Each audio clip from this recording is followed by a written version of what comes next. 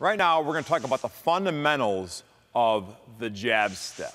Now, as a ball handler, as someone who hasn't dribbled the basketball yet, I always want to dictate how the defense is going to play me. All right? Great defensive players, great defensive teams, they're going to preach pressure defense and be all over me and make me react to the defense. No, as an offensive player, you want to dictate what the defense does. And the best way to do that before you dribble the basketball is using the jab step. So rule number one, when you catch, you've got to have a good athletic base getting low. All right, now the jab step starts after a good base with the establishment of a pivot foot. All right, and a pivot foot, all that means is that I plant one foot. For most right-handed players, it's going to be your left foot, and that foot is anchored on the ground. And I can spin around like a top, and that is a perfectly legal basketball move, all right? The second that I spin around and I pick up this pivot foot, that's a travel, all right? So imagine you have your foot glued to the ground, but the good news is you can move in any direction with your other foot, and that's where the jab step comes in. So when I first catch the ball, I'm in good triple threat. I have my strong pivot foot, all right? I want to test to see how the defense is going to react to me. And so I give them the jab step, all right? Now, I like to call this squashing the bug. Ha!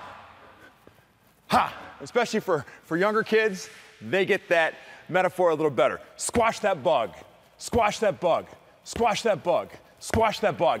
And essentially, that's the science of the jab step.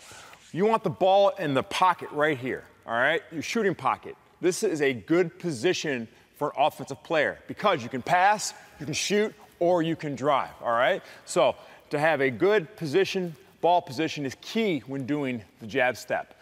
When I do the jab step, I'm going to jab, I'm going to squash that bug, and I need to do it with enough force to make the defense believe it. But I also can't do it too fast that I can't read what the defense is doing, okay? Because there are three reads I'm going to make off the jab step. When I jab and the defender doesn't go anywhere, doesn't react to my jab step, that gives me an advantage. The defender is standing still. I'm already halfway past him. I can put the ball on the floor and go by him. Second read, if I jab and the defender is so scared of my driving ability that he takes a step back, I know that if I step back, I have created a tremendous amount of space to get my jump shot off. And thirdly, if I jab and the defender flies to the side I'm jabbing, I know I've created a driving lane going the other way, so I'm just going to cross over and I've made my position. So those are the three reads when doing the jab step. Remember, do it forcefully, but don't do it so quickly that you can't read the defense.